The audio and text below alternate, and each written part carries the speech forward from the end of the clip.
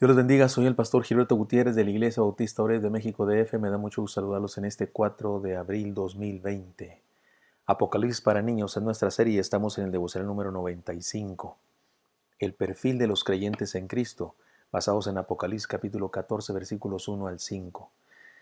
En los últimos versos de este pasaje se declara el perfil de los cristianos por medio de una serie de palabras profundas y significativas que nos dan el conocimiento del perfil de aquellos que siguen al Señor de una manera muy breve.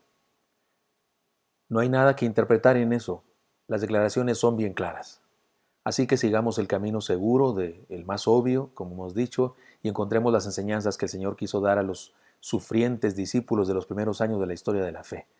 Leamos el pasaje otra vez.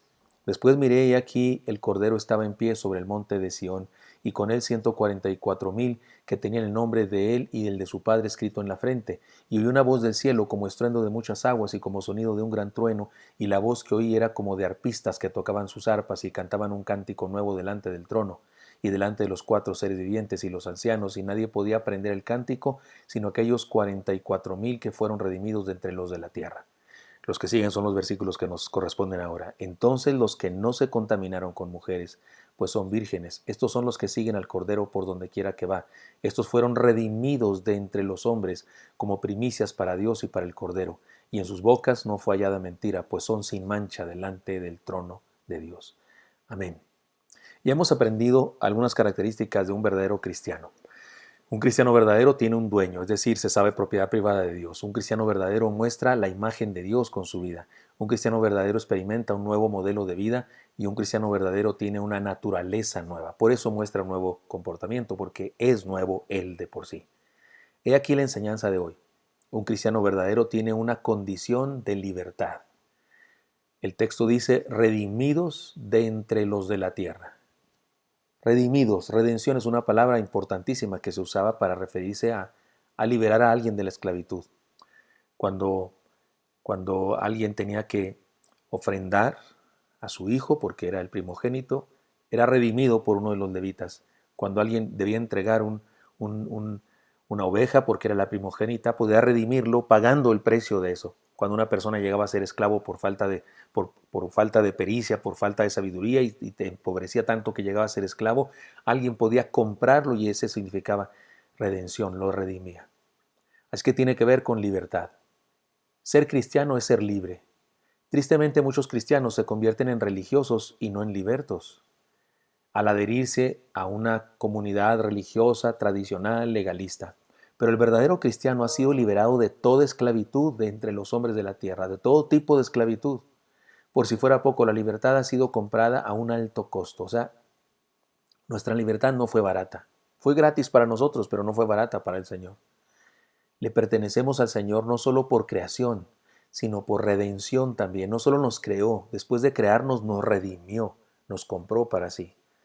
Él nos compró para hacernos libres. Todo cristiano, para explicar esto de ser libre, todo cristiano ha dejado algo atrás, porque cuando pensamos usted y yo en ser libres, y si he dado la explicación de lo que era ser redimido en aquella época, pues usted dice, bueno, yo no soy un esclavo de nadie, yo soy libre, yo puedo hacer lo que quiera de mi vida, yo puedo salir a la calle cuando quiera, haya o no coronavirus, soy libre de hacer lo que quiera, y de hecho se sobrevalora el concepto de libertad en este mundo. Hay quienes tienen un concepto equivocado de libertad. Pregunto ya a los jóvenes en conferencias que les imparto y demás en diferentes lugares, ¿qué es ser libre? Casi todos me dicen, bueno, poder hacer lo que quieras. Yo digo, no, eso es ser esclavo de tus pasiones. El que hace lo que quiera es un esclavo de sus pasiones, ¿no? Porque hay cosas que quieres que no son correctas, que no son sensatas, que no son honorables o moralmente correctas. Bueno, ser libre es lo que poder hacer lo que hacen todos. No, eso es ser esclavo del consenso, ser esclavo de la opinión de los demás, ser esclavo de la bola. Bueno, ser libre es poder hacer lo que marca un libro determinado. Eso es ser fanático. ¿Qué es ser libre entonces? Yo digo que ser libre es poder hacer aquello para lo cual estás diseñado. Pero déjeme seguir explicando. Todo cristiano ha dejado algo atrás después de conocer a Jesús. Una esclavitud, algo que lo limitaba, y ha sido liberado para vivir el plan de Dios para su vida. Analicemos el asunto con algunos ejemplos, con algunos que pueden resultar como como parábolas, pero en realidad son ejemplos de la Biblia, del Nuevo Testamento, son ejemplos de las cosas que hizo el Señor Jesucristo durante su ministerio público. Y está en los Evangelios. Bartimeo el ciego, dejó la capa en el suelo, porque el texto dice que dejando la capa en el suelo fue al Señor. ¿Qué es la capa? Su seguridad, su única riqueza, aquello que le pertenecía, lo único que le pertenecía. Pero dejando su capa en el suelo, significa que dejó una antigua forma de vida, dejó una antigua creencia, dejó una religión, un pasado que no tenía sentido, y además de recuperar la vista, recuperó la libertad para vivir a plenitud. Recuperó su dignidad y la libertad para vivir a plenitud.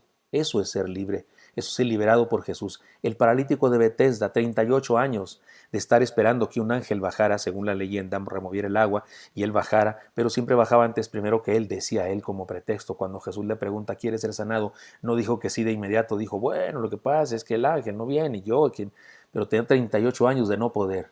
Dejó su actitud de dependencia, su incredulidad y su negligencia, y además de recuperar la fuerza de sus piernas, fue libre para recuperar su propósito de vida y para ser quien Dios planeó que fuera. Eso es ser liberado por Cristo.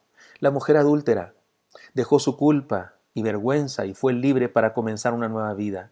El Señor le dijo, ¿dónde están los que te acusaban? Dijo, se fueron, Señor. Ni yo te condeno, le dijo el Señor, vete y no peques más. La liberó de su culpa y su vergüenza para una nueva vida.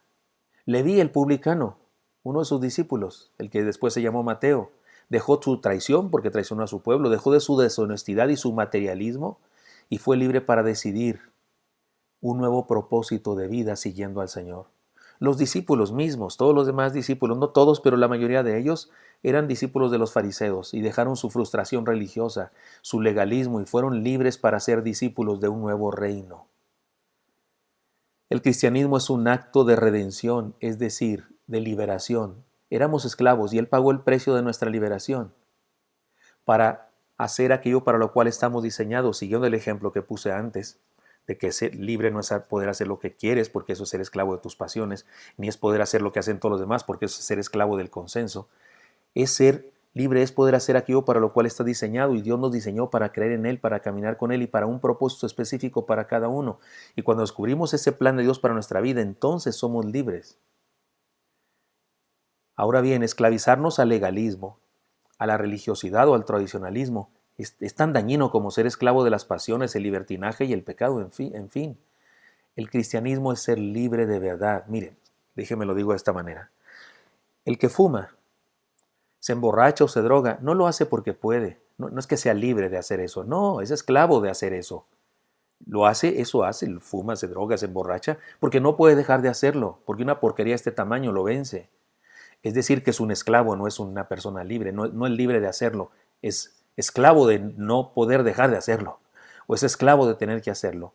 En cambio, el cristiano puede fumar, puede tomar, puede drogarse, pero también puede no hacerlo y escoge no hacerlo, porque tiene capacidad de no hacerlo. Es libre para ser feliz sin necesitar más que la vida para disfrutarla. Porque ser libre es poder hacer aquello para lo cual estás diseñado. Y si hubiésemos sido diseñados para fumar, tendríamos una chimenea en la cabeza. Si hubiésemos sido diseñados para emborracharnos y para drogarnos, tendríamos otra clase de hígado y otra clase de pulmones y de riñones. Si hubiésemos sido diseñados para la violencia, nuestras manos serían más grandes y con relación a nuestro cuerpo son bastante pequeñas porque fueron hechas para acariciar y para crear cosas. Es decir, y nuestro corazón está diseñado para creer en Dios, para amar a Dios, para entregarle nuestra vida. Y eso es ser libre. Cuando somos liberados de aquello que no era el propósito de Dios para nuestra vida y que nos esclavizaba, y ahora somos libres para hacer la voluntad de Dios. Siempre explico esto. Es como si Dios le dijera a los caballos, corran libres, les ordeno que corran libres por el campo. Les ordeno que sean veloces y fuertes. Pues el caballo dice, eso es lo que sé hacer y eso es lo que es mi naturaleza. Pues sí, ser libre es poder hacer aquello para lo cual está diseñado. Cuando Dios ordena a los delfines que naden velozmente, que salten cuando salen del agua, que sean felices, que hagan ese ruido que hacen para comunicarse. Cuando Dios ordena eso a los delfines, ningún delfín dice, oh, no lo voy a poder hacer. No, ¿por qué? Porque está diseñado para hacer eso y es libre cuando logra hacer aquello para lo cual está diseñado. El problema es que a los seres humanos, a diferencia que a todos los demás seres de la creación, Dios nos dio libertad para hacer su voluntad respecto al diseño que nos dio o para no hacerla. Y cuando escogemos no hacerla, entonces somos esclavos de aquello que nos posee y que no nos permite vivir conforme al propósito de Dios. Pero los cristianos del primer siglo debían saber la diferencia entre religiosidad y cristianismo verdadero, entre libertinaje y libertad verdadera. También nosotros debemos entenderlo para superar cualquier lucha y para trascender y hacer trascender la fe de nuestra generación a la siguiente, porque nosotros, como los cristianos del primer siglo, también estamos siendo perseguidos. Y si no físicamente, por lo menos no ahora y por lo menos no aquí donde vivimos, por lo menos donde vivo yo, en la mayoría de los países democráticos, entre comillas democráticos, la mayoría no somos perseguidos, pero hay países donde sí son perseguidos y en algunos ambientes, en algunas regiones étnicas de nuestro país también son perseguidos los cristianos. Pero aún en la ciudad acá somos perseguidos ideológicamente. Las ideologías están persiguiendo cada día más a la Iglesia de Cristo. Y por eso esta enseñanza para los cristianos del primer siglo es pertinente para nosotros. Necesitamos entender la diferencia entre libertad y libertinaje, la diferencia entre religiosidad, tradicionalismo y legalismo y cristianismo libre, verdadero. Así es que seamos libres, porque cristianismo es ser libre. Seamos libres para honrar a Dios, seamos libres para obedecer a Dios, seamos libres para hacer la voluntad de Dios cada día. Y nuestra fe trascenderá y dejaremos huella para la nueva generación. Espero que esto sea útil para usted y me encantaría encontrarle el día de mañana. Hasta pronto.